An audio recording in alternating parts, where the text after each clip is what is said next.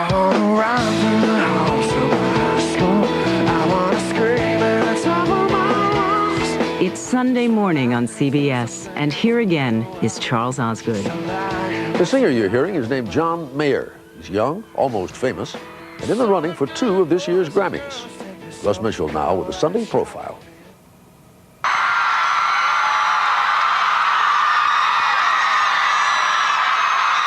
Good evening. How are y'all? When John Mayer first picked up the guitar, he was already dreaming of playing before captivated audiences. Thank you for the projectiles. What he never expected was that it would happen this way.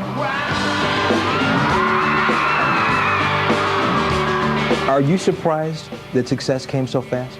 Yes. To be 25 now and to have been 22 when I signed my record deal, that in itself is amazing.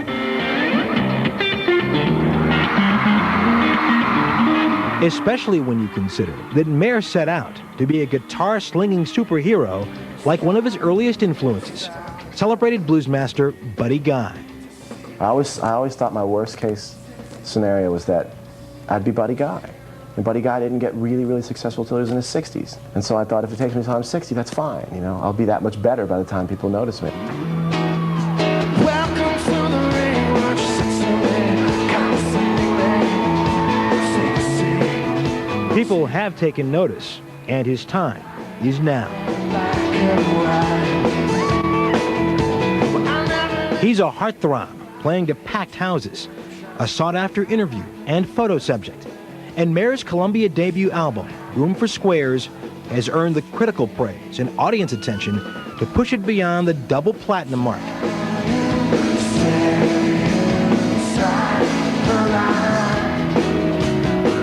Add to that 2 Grammy nominations, and you might say John Mayer's reality exceeds his wildest dreams. I wanna run through the halls of high school. I wanna scream at the top of my lungs. I just found out there's no such thing as a real world. Just a lie, you got 2 eyes above. My fantasy for such a long time when I was doubted was to come home in a new car that my parents didn't know about.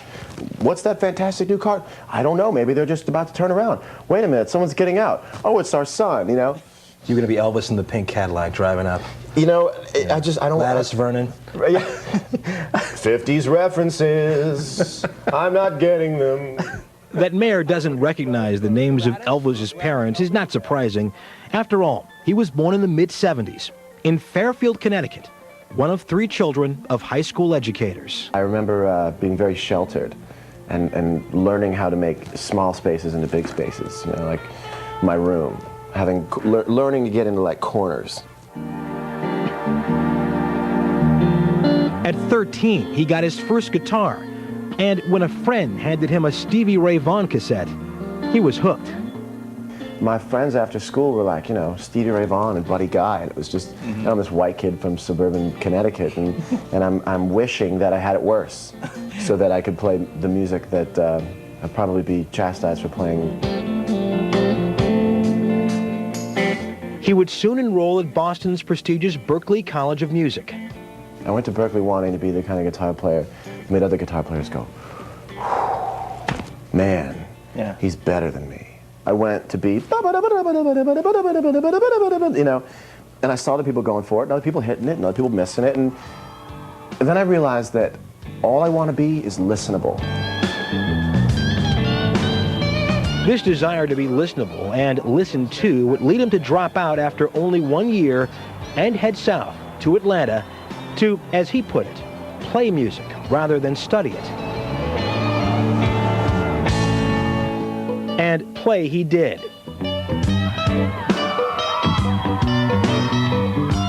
It was during his lo-fi training in Atlanta's blues bars and coffee houses that Mayer honed his songwriting and performing skills. He began to cultivate a following by allowing concertgoers to tape his performances as well as share his music for free through the internet. Your body is a wine It wasn't long before he stepped out from the barroom shadows and into the spotlight. Something about the way the hair falls in your face.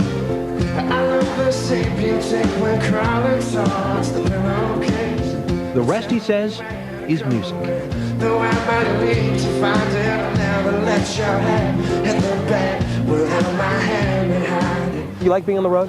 I do. I have a love-hate relationship with it because when I'm on the road, I go, I want to go home. And then I get home and I go, that's, you know, get me back on stage. You know, my heroes, when I think about them, my images of them are on stage, you know. And that's just where I go to work my identity out. I don't really like my identity being worked out at a photo shoot, you know. I like mine being kind of carved out on stage night after night.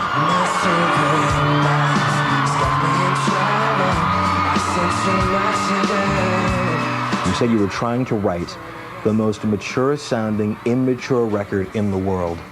What do you mean by that? I feel like I was writing out of a place of, I was feeling it was like a place of colorful, kind of vibrant, childlike kind of things, you know, like, you know, it's got that,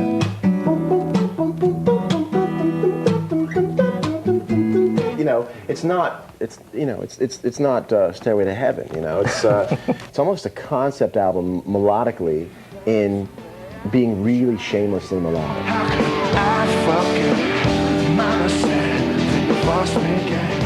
And it's his lyrics about love and heartache and what he calls his quarter-life crisis that has struck a chord with an audience eager to sing along.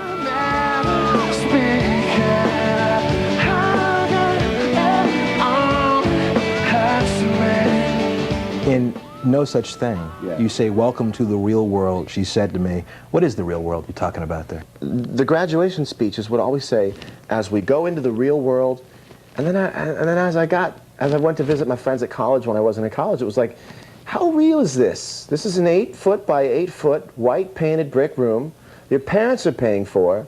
You have their credit card for emergencies.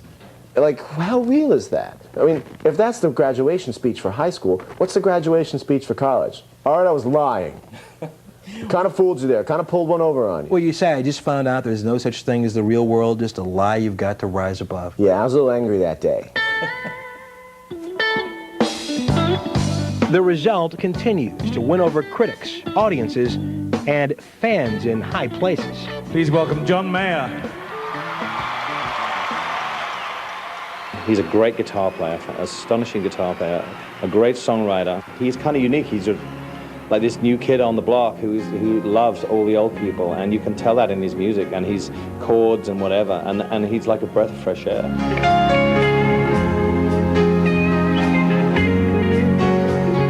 You always wanted to play pop music. I think so, yeah. I mean, everything comes back to, you know, if this is it, please let me know. If this ain't love, you know, like, that's what it comes down to. That's the stuff you remember. That's the stuff that I still go, ooh. And you know, it's like, I happen to be an artist in a time when people will not admit to themselves when stuff is good, you know? Yeah. And people almost take the name of the artist and the artist's record label and the artist's logo and all this periphery before the way it's, if it sounds right, it's right. That's all there is to it.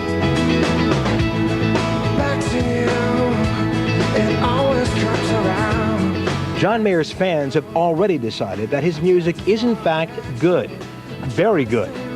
But whether his fellow performers agree will be decided next month when he competes at the Grammys.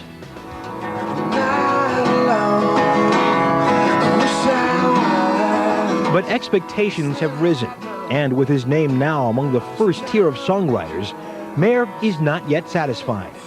He's begun to put together songs for what is to be his next effort, and with that, a new set of concerns and higher stakes.